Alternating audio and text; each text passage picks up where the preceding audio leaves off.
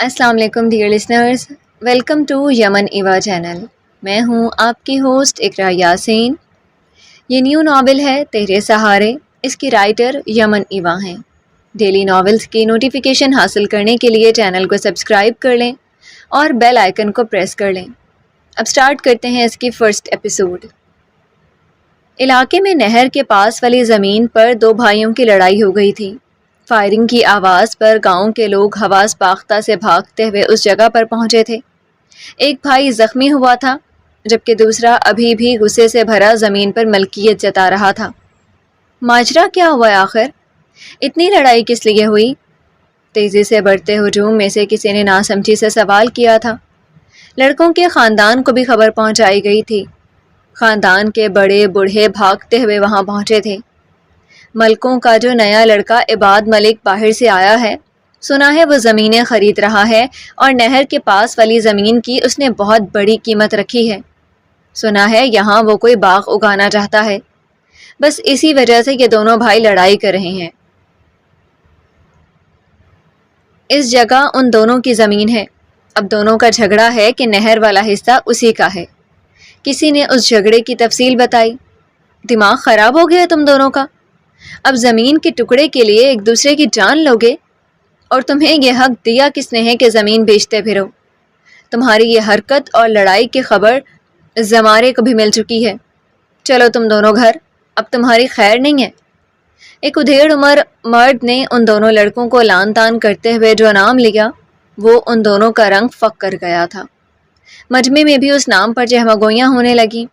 ان دونوں لڑکوں کو وہاں سے لے جایا گیا تھا۔ یہ پورا جٹ خاندان زمارے راضی کے سامنے کیوں سر جھکاتا ہے؟ نہ وہ یہاں کا رہنے والا ہے اور نہ ان کے پورے علاقے سے اس کا کوئی لینا دینا ہے۔ کبھی کبھی وہ بھی رہنے آ جاتا ہے، حالانکہ وہ ان کے خاندان کا حصہ تو نہیں۔ پھر کیوں بڑے چھوٹے اس کے نام سے ڈرتے اور جھکتے ہیں؟ کسی نے حیرت سے سوال کیا تھا، حالانکہ کبھی کبھی وہاں آنے والے زمارے راضی کو ان کا پورا قصبہ نام سے جانتا تھا۔ اس کی شخصیت، روب اور اس کا شاہانہ انداز میں ان زمینوں پر گھومنا کسی کو بھولتا نہیں تھا۔ ارے لینا دینا کیوں نہیں، وہ جٹ خاندان کی برسوں پہلے شہر جانے والی بیٹی کا بیٹا ہے۔ اس کی باروب شخصیت بتاتی ہے کسی بڑے خاندان سے اس کا تعلق ہے۔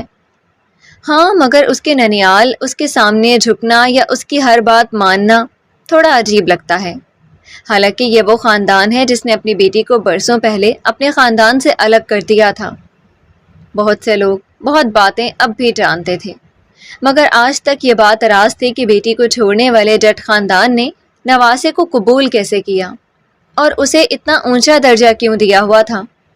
سب اس گھرانے کے اچانک زوال سے اچانک عروج کی داستان جانتے تھے۔ اس گاؤں میں 2-3 ایسے اونچے خاندان بستے تھے جن کے سامنے پورا علاقہ دب کر رہتا تھا۔ کسی زمانے میں جٹ خاندان بھی ان اونچے گھرانوں میں شامل تھا۔ آدھے گاؤں میں پھیلی مہنگی زمینیں اور اونچی بڑی سی حویلی۔ شہر میں ان کی بڑی بڑی 2 منڈیاں تھیں جہاں ان کی زمینوں سے اناج، سبزی، پھل جاتا اور لاکھوں روپے میں بکتا تھا۔ مگر پھر اس گھرانے کا اچانک زوال آیا۔ دوسرے لوگوں سے تعلقات بگڑنے لگے، زمینیں بنجر سی ہونے لگیں، فصلیں دن بدن کم ہونے لگیں تو اس کی وجہ سے شہر میں ان کی منڈیاں تیزی سے ویران ہونے لگیں۔ کروڑوں کی حویلی بھی بیچ دی۔ ٹھکانہ بد سے بدتر ہو گیا۔ جب 2-3 سال گزرنے کے باوجود ان کے لیے سنبھلنا مشکل ہوا تو وہ سر سنبھالنے کے چکر میں ایک ایک کر کے زمینیں بیچتے گئے۔ مال مویشی بکنے لگے۔ عورتوں کا سونا تک اتروا کر بیچا گیا، مگر سنبھلنے کی بجائے ان پر قرضہ چڑھنے لگا اور سب خاک ہو گیا۔ اونچے گھرانوں میں بیٹھنے والا جٹ خاندان اب انہی کے سامنے جھکنے پر مجبور ہو گیا تھا۔ حالات نے مجبور کیا، دوسرے گھرانوں کے کھیتوں میں مزارے بن گئے۔ لیکن پھر نہ جانے ان کے پاس اچانک کہاں سے پیسہ آیا، ان کے قرض اتر گئے۔ علاقے کی مہنگی ترین زمینیں جٹ خاندان کے نام پر خرید لی گئیں۔ وہ سنبھل گئے، عزت پہلے سے زیادہ بڑھ گئی، رہن سہن شاہانہ ہو گیا۔ مگر یہ سب کیسے ہوا، یہ کوئی نہیں جان پایا تھا۔ جٹ خاندان کی کئی ایکڑ پر پھیلی زمینوں کے بالکل وسط میں 2 حویلیاں ملا کر بنایا ایک بڑا سا گھر تھا۔ اس گھر کے چاروں اطراف میں ایک بڑا گیٹ، اور نہایت بڑا صحن تھا، جبکہ بالکل وسط میں 3 منزلہ اونچی وسیع پرانے طرز کی عمارت بنی ہوئی تھی جس میں پورا خاندان بسا ہوا تھا۔ اب پیسے کی ریل پیل تھی مگر رہن سہن سادہ سا تھا۔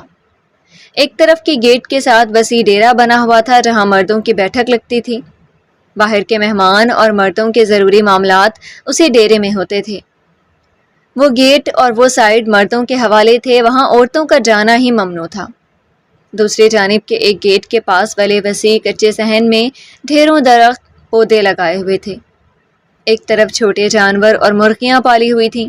کچا صحن تھا جہاں بڑی بڑی چارپائیاں پڑی ہوئی تھی جن پر خاندان کی بڑی عورتیں سردیوں میں دھوپ لگواتی تھیں اور گرمیوں کی شام میں وہاں بیٹھ کر چائے پیتی تھیں اور گپ شپ کرتی تھیں۔ اسی صحن کے ایک سائڈ پر درخت لگائے ہوئے تھے جن کی چھاؤں میں چھوٹے جانور اور مرغیوں کے دربے بنے ہوئے تھے۔ ایک گیٹ کے پاس والی جگہ پر بڑا سا وسیع گراسی پلاٹ تھا، رنگ برنگے پھولوں کے پودے، سنگی بینچ اور میزیں۔ ایک سائڈ پر لکڑی کا بہت بڑا سا جھولا پڑا ہوا تھا، گویا جوان لڑکے لڑکیوں کے حساب سے وہاں جدید طرز کا لان بنایا ہوا تھا۔ اور ایک آخری صحن میں ملازمین کے لیے لائن سے کمرے تھے۔ ان کے آگے برآمدہ، ایک بڑا سا کچن جہاں ملازمین کا کھانا پینا ہوتا تھا، گویا وہاں صرف ان کی رہائش تھی۔ اس وقت مرد ڈیرے پر موجود تھے۔ جھگڑے کو پورا ایک دن گزر جانے کے باوجود زخمی لڑکے کی حالت گھر کی عورتوں سے چھپائی ہوئی تھی۔ وہ ایک کمرے میں پڑا تھا اور علاقے کا ڈاکٹر اس کی مرہم پٹی کر رہا تھا۔ دوسرا بھی وہیں مجرموں کی طرح سر جھکا کر بیٹھا تھا۔ اسی وقت زمینوں سے ایک ملازم بھاگتا ہوا وہاں پہنچا۔ صاحب، وہاں کھیتوں کے پاس زمارے سرکار کی گاڑی کو آتا ہوا دیکھا ہے، وہ یہیں حویلی کی طرف۔ ابھی ملازم کا جملہ پورا نہیں ہوا تھا کہ زمارے راضی کی بڑی سی گاڑی کا ہارن سنائی دیا۔ گیٹ پر موجود ملازم نے پھرتی سے گیٹ کھولا۔ وہ سپیڈ سے اندر داخل ہوتا گیراج میں گاڑی رک گیا۔ سب مرد پریشان سے نکل کر اس کے انتظار میں وہاں کھڑے تھے۔ زمارے کی سفید وجیح سے چہرے پر اس وقت بلا کی سنجیدگی تھی۔ سیاہ آنکھوں سے ایک نظر ان سب چہروں پر ڈالتا وہ گاڑی سے اتر کر آگے بڑھا۔ اپنے ماموں سے ملتا وہ جو ہی سامنے موجود ہال میں داخل ہوا، ایک طرف صوفے پر سر جھکا کر بیٹھے کزن کو دیکھ کر اس کے جبڑے بھینچ گئے۔ نومی، سلام کرو، اٹھ کر ملو، دیکھا نہیں زمارے آیا ہے؟ لڑکے کا باپ غصے سے غرا کر بولتا بیٹے کو گھورنے لگا۔ وہ جلدی سے کھڑا ہو کر زمارے کے قریب آیا۔ زمارے کا ہاتھ اٹھا مگر وہ فضا میں ہی اپنا تھپڑ روکتا لب بھینچ گیا۔ نومی لڑکھڑا کر پیچھے ہوتا پریشانی سے زمارے کو دیکھنے لگا جس کا سفید چہرہ سرخی میں ڈوبا اس کے شدید غصے کی نشاندہی کر رہا تھا۔ زمارے، تم بیٹھو نا، اتنی دور سے آئے ہو، میں تمہارے لیے لسی پانی کا انتظام کرواتا ہوں۔ ابھی اماں کو تمہارے آنے کا پیغام مل گیا تو ملنے کے لیے مچل اٹھیں گی۔ زمارے کے سب سے بڑے ماموں اکبر صاحب نے اسے نرمی سے کہا۔ وہ غصہ ضبط کرتا صوفے پر بیٹھتے ہوئے کف لنگس کھولتا بازو پیچھے کر گیا۔ موسم اب نہ سرد رہا تھا نہ گرم، مگر وہ اس موسم میں بھی گرمی محسوس کر رہا تھا۔ کچھ گرمی تو دماغ پر چڑھی ہوئی تھی۔ وہ اندر کمرے میں پڑے زخمی کزن کے پاس پہنچا جو بازو پر گولی لگنے کی وجہ سے چہرہ زرد کیے پڑا تھا۔ زمین پر لڑائی کیوں ہوئی؟ نہر کا وہ حصہ کسی کا بھی ہو، فرق کیا پڑتا ہے؟ فصل اگانی ہے، کام کرنا ہے اور پیسہ کمانا ہے۔ پورے خاندان کا سسٹم ساتھ چل رہا ہے، پھر جھگڑے کی وجہ؟ زمارے کی بھاری سرد آواز نے خاموشی کو توڑا۔ سب مرد خاموشی سے بیٹھے رہے۔ نومی نے حواس باختگی سے اسے دیکھا۔ گولی چلانے والا وہی تھا، اس لیے سوال اسی سے ہوا۔ لب تر کرتا وہ بات بنانے کی کوشش کرنے لگا۔ نہ زمارے بھائی، ہم نے کسی بات پر جھگڑا نہیں کیا، ہم تو بس… جھوٹ بول کر غصہ مت دلاؤ نعمان، ورنہ میرا ہاتھ اٹھ جائے گا اور میں بالکل کسی کا لحاظ نہیں کروں گا۔ میرے پاس اتنا فارغ وقت نہیں ہے کہ میں یہاں بیٹھ کر تمہاری جھوٹی وضاحت سنوں۔ میں اتنی دور سے ادھوری خبر سن کر نہیں آیا۔ زمارے کی غصیلی آواز پر وہ چپ سا ہو گیا۔ بڑے بھی اسے لان تان کرتے سچ بولنے کا کہہ رہے تھے۔ نومی نے ڈرتے ڈرتے سچ اگل دیا۔ اس کی بات پر زمارے کی آنکھوں میں سرد پن نمایاں ہوا۔ میرے باپ، چچا اور میرا بڑا بھائی اس وقت اپنی دولت جائیداد سے اپنا اربوں کا بزنس باہر کے ملکوں میں پھیلانے میں مصروف ہیں۔ اور میں نے اپنی جائیداد کا ایک بڑا حصہ اس دیہات کی زمینیں خریدنے میں لگا کر خود کو اس دوڑ میں ہارنے پر مجبور کر دیا، اور یہاں تمہارا لالچ ہے جو ختم نہیں ہو رہا۔ زمارے کی آنکھوں میں برفیلی سی تہ جمی تھی۔ اس کے الفاظ پر وہاں ایک دم خاموشی چھا گئی۔ ہاں، یہی وہ احسان تھا جو زمارے راضی نے ان پر اور ان کی نسلوں پر کیا تھا، اور بنا کہے وہ ان کا ذمہ دار بن کر رہ گیا تھا۔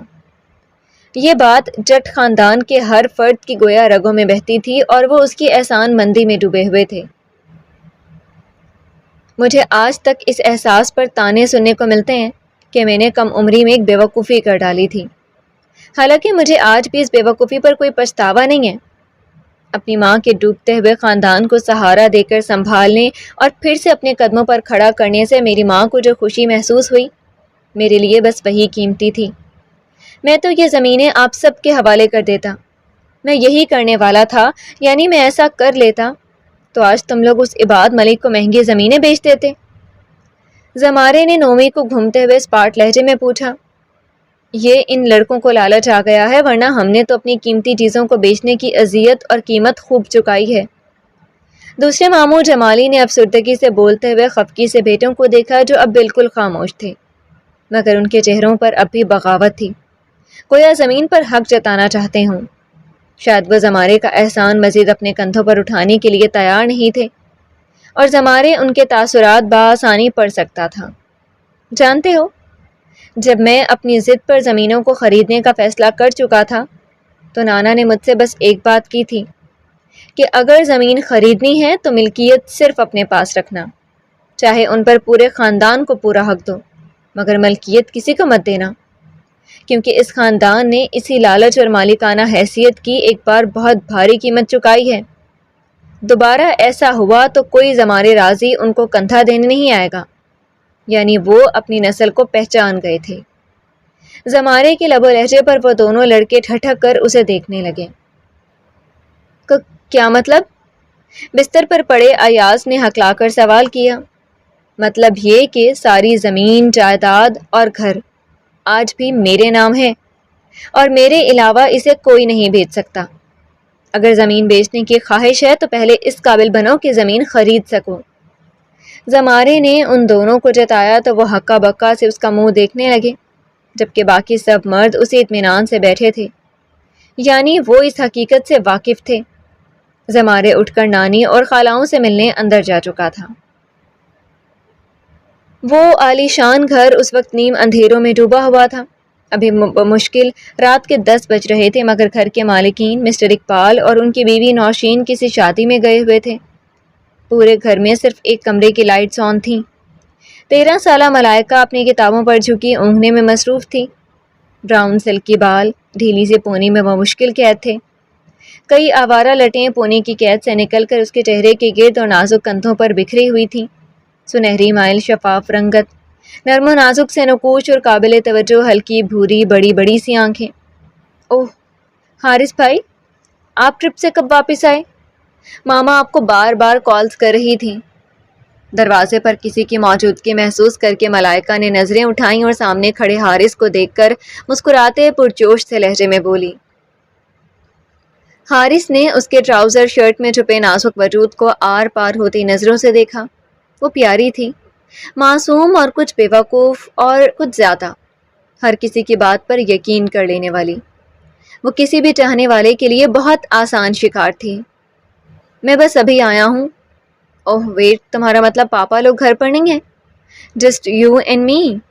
وہ معنی خیزی سے بولتا ملائکہ کی طرف قدم بڑھا رہا تھا۔ وہ کتابیں سمیٹتی، نہ اس کے لہجے کو توجہ دے پائی اور نہ نظریں دیکھ سکی تھی۔ اس کے سوال پر جلدی سے کھڑی ہوئی اسبات میں سر ہلانے لگی۔ یس، میں نے ابھی ڈنر نہیں کیا۔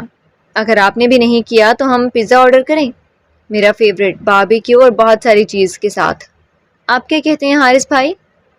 وہ چہکتے لہجے میں فرمائش کی۔ حارث کو چھوٹ چاہتا تھا، اس کا دل پوری رفتار سے دھڑک رہا تھا۔ دوستوں کے ملائکہ کو دیکھ کر بولے گئے تمام تبصرے اس کی یادداشت میں محفوظ تھے۔ وہ سب جو ملائکہ کو دیکھ کر ہر بار اسے کہتے تھے، اس کی بہن اتنی حسین ہے کہ وہ گھنٹوں بیٹھ کر اسے دیکھ سکتے ہیں۔ ملائکہ، تم بہت خوبصورت ہو، میرے فرینڈس نے تمہیں جب سے دیکھا ہے پاگل ہو رہے ہیں. مجھے خوش نصیب مانتے ہیں جو اتنے قریب سے تمہیں روزانہ دیکھ سکتا ہوں. مگر صرف دیکھنے سے کیا فائدہ؟ مزہ تو تب ہے جب میں تمہیں. وہ عجیب سے لہجے میں بولتا اس کے بہت قریب آ چکا تھا. اس نے حیران کھڑی ملائکہ کے گرد بازو پھیلا دیا تو وہ گھبرا کر دور ہوئی. حارث کا لہجہ اور اس کی نظریں کچھ بدلی ہوئی تھیں. حارث بھائی یہ کیا کہہ رہے ہیں آپ؟ وہ پریشانی سے بول رہی تھی. حارث بدمزہ ہوا. اور ہاں، کبھی کبھی ملائکہ جیسی معصوم بیوقوف لڑکیوں کو اپنی بات سمجھانا مشکل بھی ہو سکتا ہے. اگر وہ پیاری تھی تو اسے تھوڑا عیار، تھوڑا آزاد خیال بھی ہونا چاہیے تھا، اگر تاکہ ان کے درمیان دوستی ہو سکتی. بھائی مت کہو، ڈیم اٹ. تم بھی جانتے ہو ہمارے درمیان ایسا کوئی رشتہ نہیں ہے. تمہاری ماما اور میرے پاپا کی شادی ہو جانے سے ہم بہن بھائی نہیں بن سکتے. ہم فرینڈز بن سکتے ہیں، اور اگر چاہیں تو فیوچر لائف پارٹنرز بھی، مگر وہ بہت بعد کی بات ہے. میں ابھی چاہتا ہوں تم مجھ سے فرینڈشپ کرو اور ہم اپنی لائف انجوائے کریں گے. حارث نے اپنے ہاتھ سے اس کے رخسار کی نرمی محسوس کرتے ہوئے خمار بھرے لہجے میں کہا تو وہ نفی میں سر ہلاتی ایک دم اسے دور دھکیل گئی. نو وے، ہم فیوچر لائف پارٹنر نہیں بن سکتے. آپ میرے بھائی ہیں اور میں آپ کی بہن.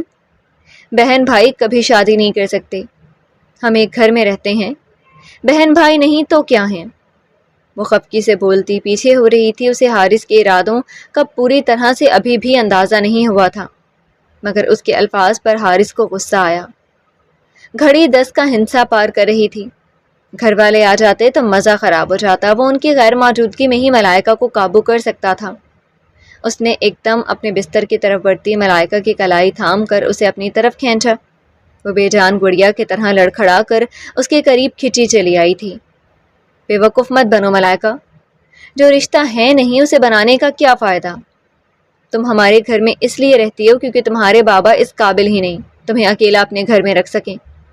تمہاری ماما یہاں رہتی ہیں، تمہاری مجبوری ہے یا تم اسے ہمارا احسان مان سکتی ہو؟ اس لیے تمہیں مزاحمت کرنے کی بجائے میری بات ماننی چاہیے. تم بچی نہیں ہو جو ہر بات سمجھاؤں. حارث کی بے تاب نظریں ملائکہ کے چہرے سے نیچے کا سفر کر رہی تھیں. وہ سہم گئی. اب اسے اندازہ ہوا حارث اپنے حواس میں نہیں، اور اس کا بھائی تو بالکل نہیں لگ رہا تھا. خوف سے اس کا ننھا دل کانپنے لگا. یعنی پھٹی پھٹی آنکھوں سے وہ حارث کو دیکھتی نفی میں سر ہلانے لگی. جو اس کے نرم بالوں میں انگلیاں الجھاتا اس کا چہرہ قابو کر چکا تھا. حارث بھائی چھوڑے مجھے، آپ مجھے ہرٹ کر رہے ہیں. اگر آپ نے مجھے نہ چھوڑا تو میں پاپا کو سب بتا دوں گی. چھوڑے مجھے. وہ تڑپتے ہوئے خود کو چھڑوانے کی کوشش کر رہی تھی. حارث نے چند منٹوں میں ہی اس کے نازک کمزور وجود کو قابو کرتے ہوئے بیڈ پر گرایا. ملائکہ کی چیخیں گھر میں گونجنے لگی تھیں مگر وہ اس کی آواز دبا گیا. ملائکہ! شاکر صاحب کی چیختی پکار پر حارث گھبرا کر پیچھے ہوا. ملائکہ کانپتے ہاتھوں سے اپنی پھٹی ہوئی شرٹ کو سنبھالتی باپ کو دیکھ کر بری طرح رونے لگی. شاکر صاحب کا دل بند ہونے لگا. وہ بمشکل 13 برس کی بچی تھی. گو کہ آج کے زمانے کے حساب سے وہ اس عمر میں بھی سمجھدار اور جوان لگتی تھی، مگر وہ عمر کے حساب سے اتنی بڑی نہیں تھی. بے شرم، بے حیا لڑکے! یہ کیا کر رہے تھے تم میری بیٹی کے ساتھ؟ لاوارث سمجھا ہوا ہے کیا اسے؟ میری بیٹی کو ہاتھ لگانے کی ہمت کیسے ہوئی تمہاری؟ شاکر صاحب جنونی سے ہو کر آگے بڑھے اور حارث کے چہرے پر 2 تھپڑ دے مارے. وہ تو شاید اسے مارے بنا رکتے نہیں، مگر وہ پیچھے ہوتے خود کو بچا گیا. لاوارث نہیں تو کیا ہے؟ ہمارے گھر میں رہتی ہے آپ کی بیٹی، اور میرے باپ کا دیا کھاتی ہے. اتنی فکر ہے تو ہمارے گھر میں چھوڑا ہی کیوں؟ حارث تنفر سے چیخا. شاکر صاحب نے آگے بڑھ کر اپنی بیٹی پر اپنا کوٹ پھیلاتے ہوئے خونخوار نظروں سے حارث کو دیکھا جو پیر پٹکتے ہوئے وہاں سے جا چکا تھا. انہوں نے گردن موڑ کر بیٹی کو دیکھا. وہ آفس کے کام سے 2-3 ماہ کے لیے دوسرے شہر گئے ہوئے تھے. آج ہی لوٹے تھے اور ملائکہ سے ملنے کا سوچ کر گھر جانے کی بجائے سیدھا وہیں چلے آئے تھے. ملائکہ میری جان، رونا بند کرو، بابا آ گئے ہیں نا. اٹھو، تمہارا جو بھی ضروری سامان ہے وہ اٹھاؤ، اپنا اسکول بیگ، بکس، سب کچھ. تم ابھی میرے ساتھ جا رہی ہو. میں نے تمہیں یہاں صرف اس لیے چھوڑا تھا تاکہ تم اپنی ماں کے قریب رہو. تم لاوارث نہیں ہو گڑیا، تمہارا اپنا گھر ہے. اب تمہیں یہاں رہنے کی ضرورت نہیں ہے. شاکر صاحب نے محبت سے اسے چومتے ہوئے کہا۔ وہ خوف اور گھبراہٹ کی وجہ سے پوری طرح حواس میں نہیں آ رہی تھی۔ شاکر صاحب نے خود ہی جتنا ہو سکا اس کا سامان سنبھالا اور اسے لے کر ہمیشہ کے لیے وہاں سے نکل آئے۔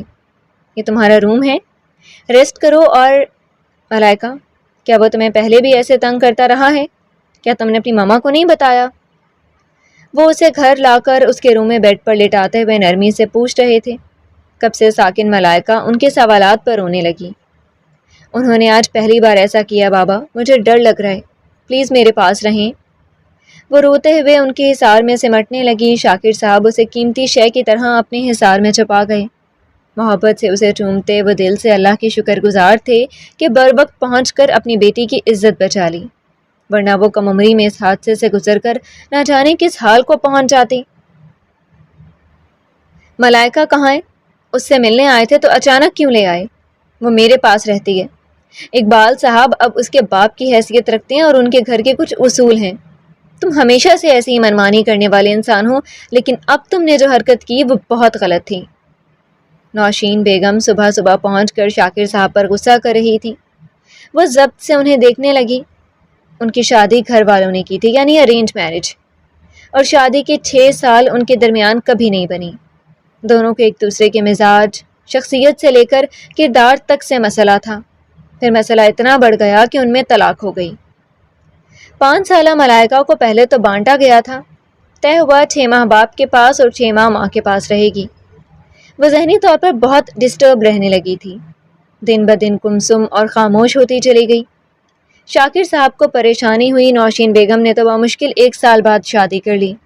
ان کا دوسرا شوہر ان کا پسندیدہ ہونے کے علاوہ اچھا انسان تھا۔ ملائکہ بہت اچھے الفاظ میں اس شخص کا ذکر کرتی تھی۔ شاکر صاحب نے بیٹی کے ذہنی سکون کے لیے دل پر پتھر رکھ کر یہ فیصلہ کیا تھا کہ وہ صرف ماں کے پاس رہے گی، اور شاکر صاحب اسے وہاں ملنے جایا کریں گے۔ لیکن نوشین بیگم کے ملکیت جتاتے الفاظ انہیں غصہ دلا گئے۔ تمہارے گھر کے اصول اور تمہارے شوہر سے اب ملائکہ کا کوئی واسطہ نہیں رہا، وہ اب سے میرے پاس رہے گی، تم ریلیکس ہو کر جا سکتی ہو۔ شاکر صاحب ضبط سے بولے تو نوشین بیگم کے ماتھے پر بل پڑے۔ وہ ایک دم اونچی آواز میں ملائکہ کو پکارنے لگی۔ وہ بوکھلائی ہوئی اپنے کمرے سے نکل کر سامنے آئی تھی۔ ملائکہ، چلو میرے ساتھ، تم اس طرح اپنی مرضی سے فیصلہ نہیں کر سکتے۔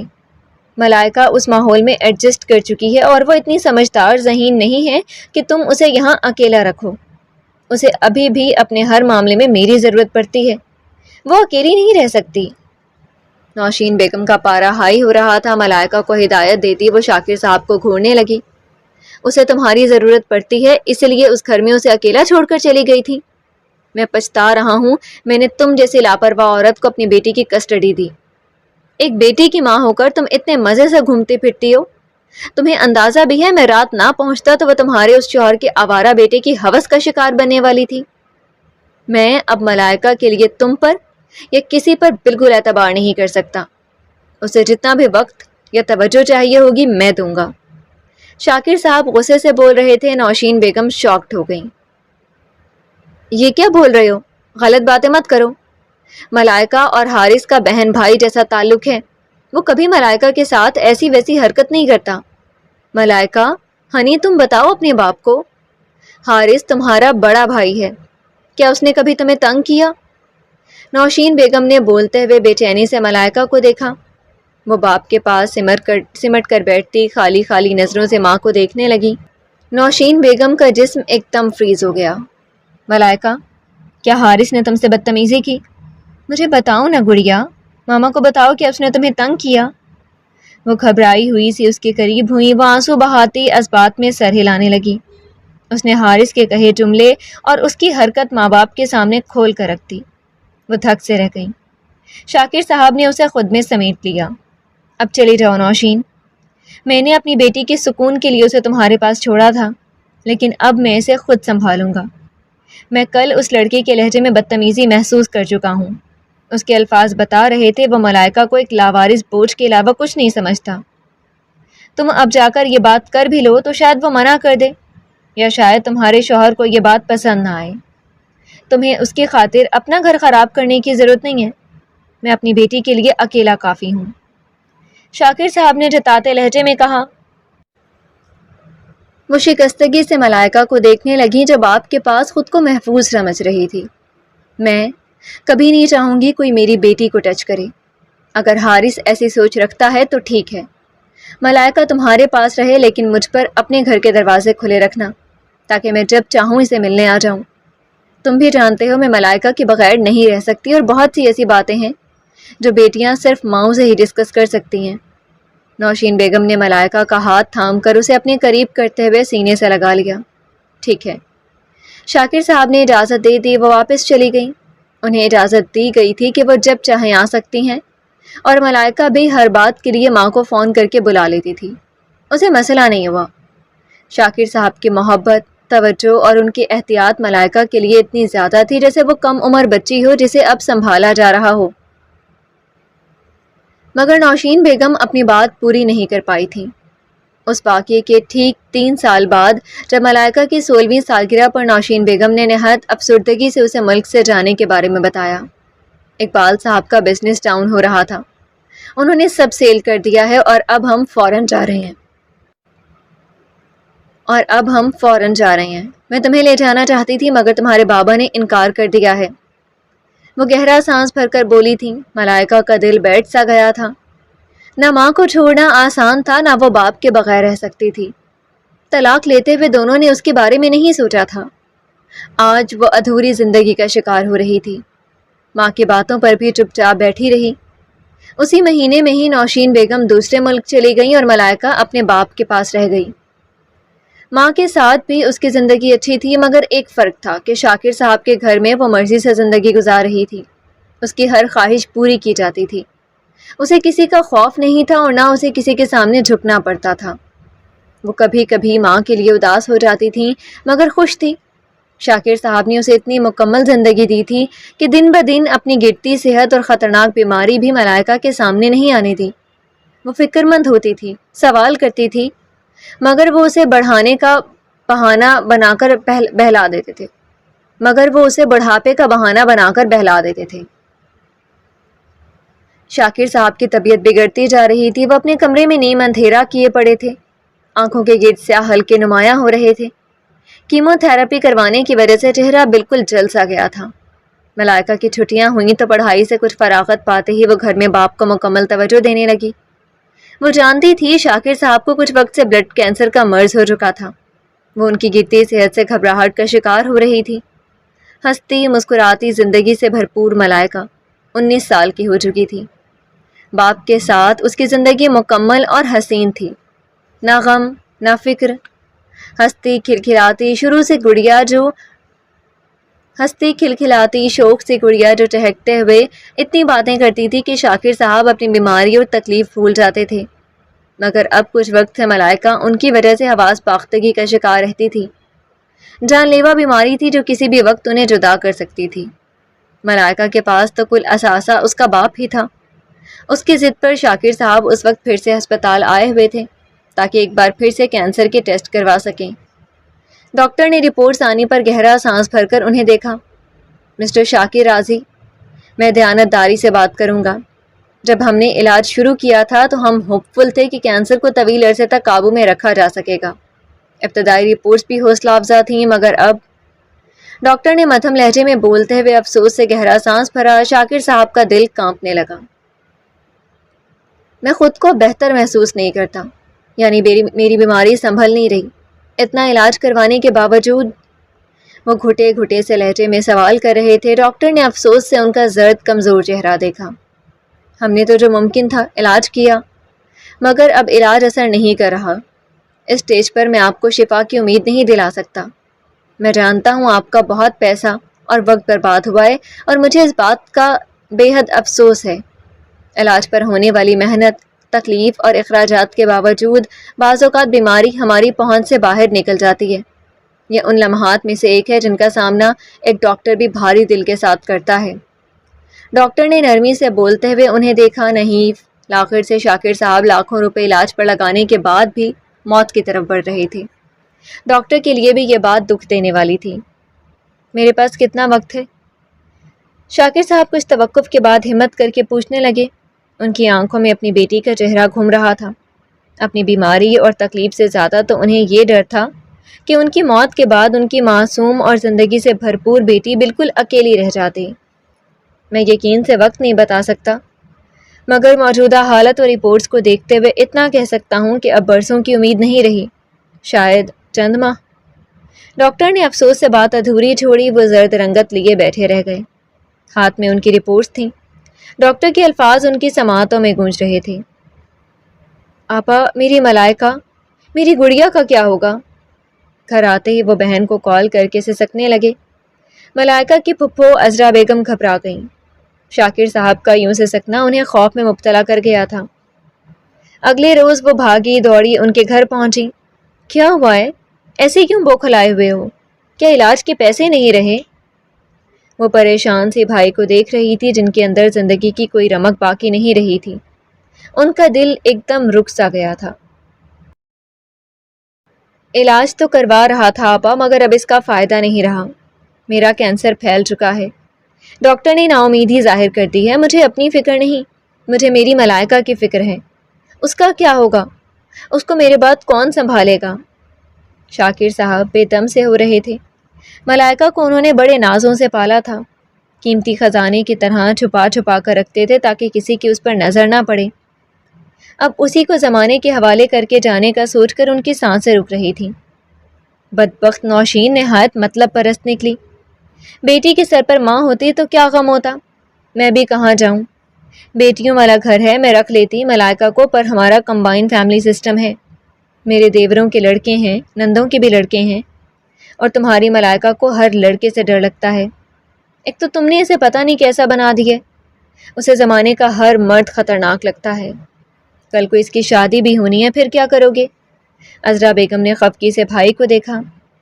بس آپ کو کیا بتاؤں، نوشین کے سوتیلے بیٹے کو اس نے بھائی جیسا سمجھا تھا۔ جب اسی آوارہ لڑکے نے نیت خراب کی تو ملائکہ کے دل میں خوف بیٹھ گیا۔ اس نے میرے علاوہ کسی مرد کو اپنے لیے مخلص دیکھا بھی تو نہیں، لیکن وہ اتنی بھی پاگل نہیں کہ شوہر کو بھی برا سمجھ لے۔ شاکر صاحب بیٹی کی طرفداری کر رہے تھے۔ پھر ایسا کرو، ملائکہ کا خاندان بھی کہیں رشتہ کر دو، بلکہ شادی کر دو۔ اپنے گھر کی ہوگی تو تمہیں بھی کوئی فکر نہیں رہے گی، اور تمہارے علاوہ اس کا اپنا شوہر ہی ہو سکتا ہے، ورنہ اکیلی عورت ذات کے لیے دوسروں کی محتاجی میں زندگی گزارنا بڑا مشکل ہوتا ہے۔ عذرا بیگم کے مشورے پر شاکر صاحب بھی گہری سوچ میں گم ہوئے تھے۔ خاندان میں ایسے کسی گھر پر وہ اعتبار نہیں کر سکتے تھے۔ ان کے اپنے بھائیوں کے بیٹے تھے، اور ملائکہ کے لیے سگے چچا کے گھر سے بڑھ کر کوئی گھر نہیں ہو سکتا تھا۔ جی تو ڈیئر لسنرز، آج کے لیے اتنا ہی، پھر حاضر ہوں گے ناول کی نیکسٹ ایپیسوڈ کے ساتھ۔ اجازت دیجیے، شکریہ، اللہ حافظ۔